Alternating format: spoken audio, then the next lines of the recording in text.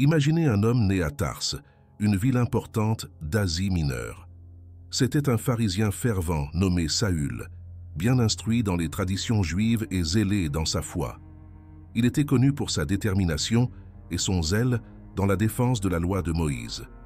Mais ce qui l'a rendu particulièrement célèbre, c'est sa persécution incessante contre les disciples de Jésus-Christ, les soi-disant chrétiens. Dans Actes chapitre 8, verset 3, nous lisons que Saül ravagea l'Église, entrant dans les maisons et traînant hommes et femmes, les enfermant en prison. Saül était déterminé à éradiquer cette nouvelle secte qui, selon lui, déshonorait Dieu et déformait la vérité. Il croyait sincèrement faire la volonté de Dieu en persécutant les chrétiens. Mais la vie de Saül était sur le point de changer radicalement.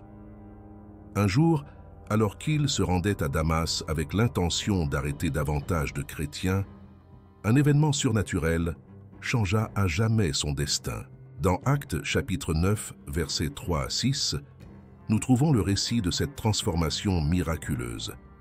Et tandis qu'il était en chemin, il arriva, alors qu'il approchait de Damas, que soudain, une flamme de lumière venant du ciel l'entoura. Et comme il tombait à terre, il entendit une voix qui lui disait « Saül, Saül, pourquoi me persécutes-tu » Et il dit « Qui es-tu, Seigneur » Et le Seigneur dit « Je suis Jésus, que tu persécutes. » Il teste difficile de résister aux aiguillons. Étonné, « Seigneur, lève-toi et entre dans la ville, et là, on te dira ce que tu dois faire. » Imaginez la terreur et la confusion que Saül a dû ressentir face à Jésus, celui qu'il a tant persécuté. La lumière vive qui l'aveuglait temporairement n'était que le reflet de la révélation divine qui était sur le point de transformer sa vie. Saül fut emmené à Damas, où il resta aveugle pendant 3 jours, sans manger ni boire, réfléchissant profondément à ce qui s'était passé. Pendant ce temps, Dieu parla à un disciple nommé Ananias, lui demandant de retrouver Saül et de lui rendre la vue. Dans Actes chapitre 9, versets 10 à 12, nous lisons à propos de cette mission divine. « Et il y avait à Damas un certain disciple nommé Ananias. Et le Seigneur lui dit dans une vision, « Ananias » Et il répondit, « Me voici, Seigneur. » Et le Seigneur lui dit, « Lève-toi et va dans la rue appelée Droite. » Et demanda dans la maison de Juda un homme de Tarse appelé Saül. Car voici, il priait, et dans une vision, il vit un homme appelé Ananias entrer et lui imposer les mains pour qu'il recouvre la vue. Ananias, naturellement, était réticent. Il connaissait la réputation de Saül et craignait pour sa vie. Mais l'Éternel le rassura en disant « Va, car c'est un vase que j'ai choisi pour porter mon nom devant les païens, devant les rois et devant les enfants d'Israël. Et je lui montrerai combien il devra souffrir pour l'amour de mon nom. » Actes chapitre 9, versets 15 et 16.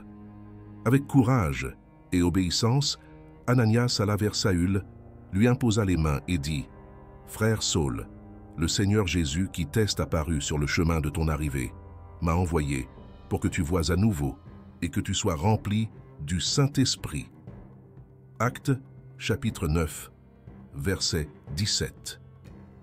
Immédiatement, quelque chose comme des écailles tomba des yeux de Saül et il recouvra la vue. Il s'est levé et s'est fait baptiser, marquant le début d'une nouvelle vie. Saül, maintenant connu sous le nom de Paul, commença à prêcher avec ferveur au sujet de Jésus-Christ. Non seulement il cessa de persécuter les chrétiens, mais il devint l'un des plus grands défenseurs de la foi chrétienne. Dans ses lettres aux églises, Paul réfléchissait souvent sur sa transformation et la grâce de Dieu qu'il avait atteint. Dans 1 Timothée chapitre 1, versets 12 à 14, il écrit « Et je rends grâce à celui qui m'a consolé, à Jésus-Christ notre Seigneur, de ce qu'il m'a estimé fidèle en m'ayant placé dans le ministère. À moi qui étais autrefois un blasphémateur, un persécuteur et un outrageux, mais j'ai reçu miséricorde, parce que je l'ai fait par ignorance et incrédulité. Et la grâce de notre Seigneur a surabondé en la foi et l'amour qui sont en Jésus-Christ. La transformation de Paul était tout simplement miraculeuse. Il est passé d'un persécuteur féroce à un apôtre passionné, consacrant sa vie à propager l'évangile de Jésus-Christ. Son voyage missionnaire l'a amené dans de nombreux endroits, où il a fondé des églises, enseigné de nouveaux croyants et écrit des lettres qui feraient partie du Nouveau Testament. L'une des histoires les plus remarquables de la vie de Paul est son premier voyage missionnaire. Dans Actes, chapitres 13 et 14, nous lisons comment lui et Barnabas ont été envoyés par l'église d'Antioche pour prêcher l'évangile à Chypre et dans la région de Pamphylie, de Pisidie et de Lycaonie. Dans chaque ville, Paul a fait face à de l'opposition, mais il a également vu de nombreuses personnes se convertir à la foi. À Lystre, Paul guérit un homme boiteux depuis sa naissance. Ce miracle a amené la foule à croire que lui et Barnabas étaient d'Antioche. Ce miracle a amené la foule à croire que lui et Barnabas étaient des dieux. Mais Paul les a rapidement corrigés en leur prêchant le vrai Dieu. Cependant, certains Juifs incroyants excitèrent la foule contre Paul et il fut lapidé et laissé pour mort. Étonnamment, il s'est relevé et a poursuivi sa mission, faisant preuve d'une foi et d'une résilience extraordinaire. Un autre voyage missionnaire important fut son deuxième, où Paul et Silas visitèrent Philippe, Thessalonique, Bérée, Athènes et Corinthe. À Philippe, Paul et Silas ont été arrêtés après avoir chassé un esprit divinatoire d'une esclave. Même en prison, ils priaient et chantaient des hymnes à Dieu. Soudain, un tremblement de terre ébranla les fondations de la prison et toutes les portes s'ouvrirent. Le geôlier, pensant que les prisonniers s'étaient évadés, était sur le point de se suicider, mais Paul Lène a empêché, lui et toute sa famille, à croire en Jésus et à se faire baptiser. Ces expériences de Paul montrent comment Dieu peut utiliser n'importe qui, quelle que soit son origine, pour accomplir ses desseins. La transformation de Paul est un puissant témoignage de la grâce de Dieu et de la possibilité de rédemption pour tous. Dans ses lettres, Paul a souvent souligné que le salut est un don de Dieu, fondé non pas sur les œuvres, mais sur la foi en Jésus-Christ. Dans Éphésiens chapitre 2, versets 8 et 9, Paul écrit « Car c'est par grâce que vous avez été sauvés par la foi, et cela ne vient pas de vous-même, c'est le don de Dieu, non pas des œuvres, de peur que personne ne se glorifie. » Ces paroles ont résonné à travers les siècles, rappelant aux chrétiens que le salut est un don immérité de Dieu.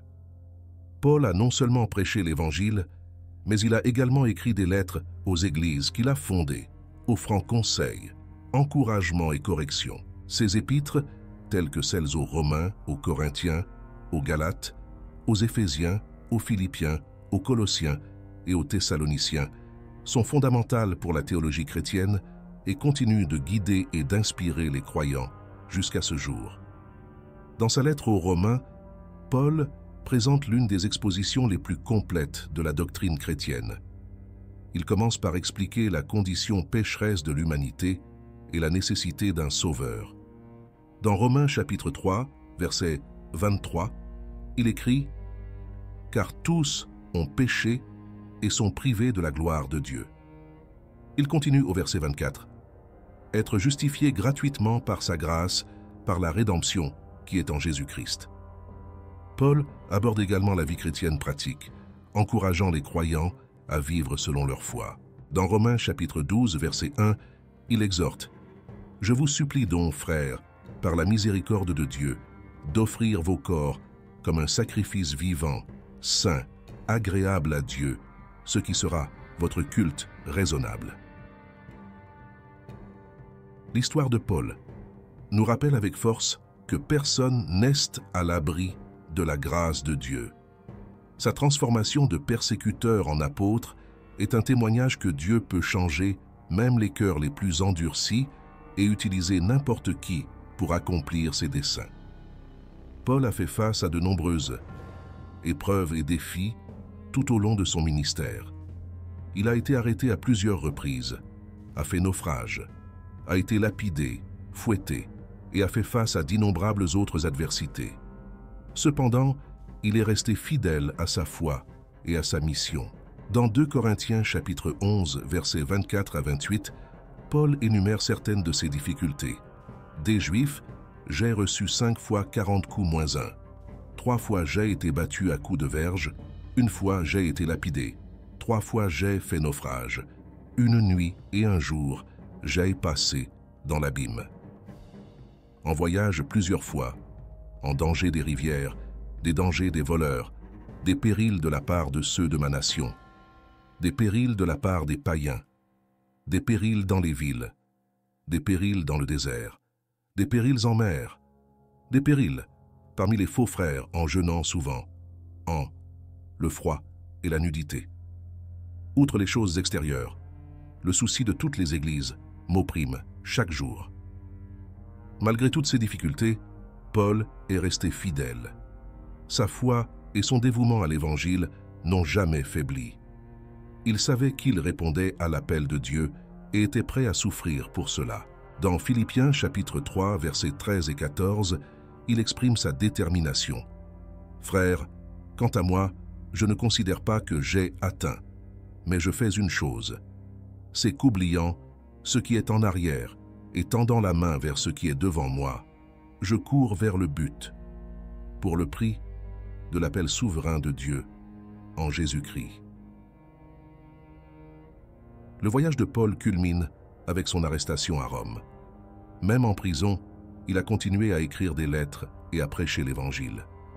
Dans sa dernière lettre, 2 Timothée, Paul réfléchit sur sa vie et son ministère, sachant que son temps sur terre touchait à sa fin. Dans 2 Timothée chapitre 4, versets 6 à 8, il écrit « Car on m'offre déjà en libation, et l'heure de mon départ est proche. J'aille combattu le bon combat, j'aille achever ma course, j'aille garder la foi. Désormais la couronne m'est réservée, de justice que le Seigneur, le juste juge, me donnera en ce jour-là, et non seulement à moi, mais aussi à tous ceux qui aiment sa venue. » Paul fut martyrisé à Rome, probablement sous le règne de Néron. Sa vie et son héritage continuent d'inspirer des millions de chrétiens à travers le monde. Son histoire est un témoignage puissant de ce que Dieu peut faire à travers une personne complètement abandonnée à lui. Dans sa lettre aux Galates, Paul résume l'essentiel de son message et de sa mission. Dans Galates chapitre 2, verset 20, il déclare « J'ai été crucifié avec Christ, et ce n'est plus moi qui vis, mais Christ vit en moi. Et la vie que je vis maintenant dans la chair, je la vis par la foi au Fils de Dieu, qui m'a aimé et s'est donné lui-même pour moi. » L'histoire de Paul nous met au défi de réfléchir à notre propre chemin de foi. Cela nous rappelle que Dieu peut nous transformer et nous utiliser, quel que soit notre passé. Cela nous encourage également à rester fermes dans notre foi, même face à l'adversité, sachant que Dieu est avec nous à chaque étape du chemin. Puissions-nous, comme Paul, mener le bon combat, garder la foi et avancer vers le but, en ayant toujours confiance dans la grâce et la puissance de notre Seigneur Jésus-Christ. Et qu'à la fin de notre vie, nous pouvons dire avec confiance que nous avons rempli l'appel que Dieu nous a donné, sachant qu'une couronne de justice nous attend. Si ce moment vous a été précieux, je sollicite votre soutien ici sur la chaîne. Abonnez-vous pour ne manquer aucune de nos prochaines vidéos. Ensemble, nous pouvons aller plus loin dans la parole de Dieu. Merci d'être ici et que Dieu vous bénisse.